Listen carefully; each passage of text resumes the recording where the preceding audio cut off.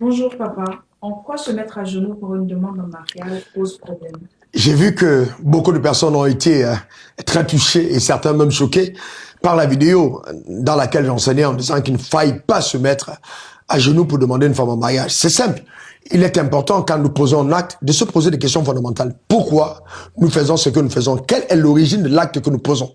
Est-ce que dans le jardin d'Éden, quand Adam a vu Ève pour la première fois, il est allé se mettre à genoux, un genou par terre pour dire « Tu es l'os de mes os, cette machin, on l'appellera femme ». Non, ça n'est sûrement pas été son attitude. Cet acte a pour origine l'Occident. Et c'est en Occident qu'on a vu pour la première fois des personnes, des hommes commencer à se mettre à genoux devant les femmes pour demander un mariage. Et je vais vous dire que cette attitude est hautement diabolique. Simplement parce que regardez aujourd'hui la société européenne, regardez le comportement des femmes vis-à-vis de leur mari en Occident. Est-ce que c'est vraiment ce qu'on veut voir dans toutes les familles, nos familles? Je dis non.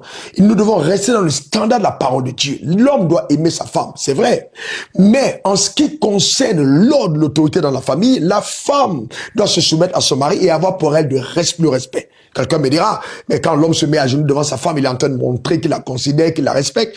Eh bien non, tu peux aimer ta femme, la considérer, mais en aucun moment fléchir ton autorité devant elle. Ça devrait être l'inverse. C'est la femme d'Abraham qui a appelé son mari mon Seigneur. Donc s'il y a quelqu'un qui devrait se baisser, qui devrait monter une attitude de soumission, c'est d'abord la femme. Ce n'est même pas l'homme, c'est la femme. Et ce serait normal, parce que l'homme est le chef. Dans tous les cas, à chacun de faire son choix. Si tu veux épouser un homme qui sera dans ta famille comme un chiffon à tes côtés, eh bien, accepte que ça se passe ainsi. Et si toi, tu veux céder ton autorité à une femme et vivre dans le désordre, c'est ton choix. La parole de Dieu, elle t'est donnée pour t'éduquer, pour t'éclairer, et souvent elle peut déranger. Mais après être dérangé, il faut se poser de bonnes questions et prendre de très bonnes décisions. Cependant, la balle est dans ton camp. Mais pour ceux qui veulent vivre sainement et rester sur les standards de la vérité, je vous conseille de ne jamais poser de tels actes. Aujourd'hui, c'est devenu un effet de mode. Mais ce qui est effet de mode n'est pas toujours et forcément la vérité.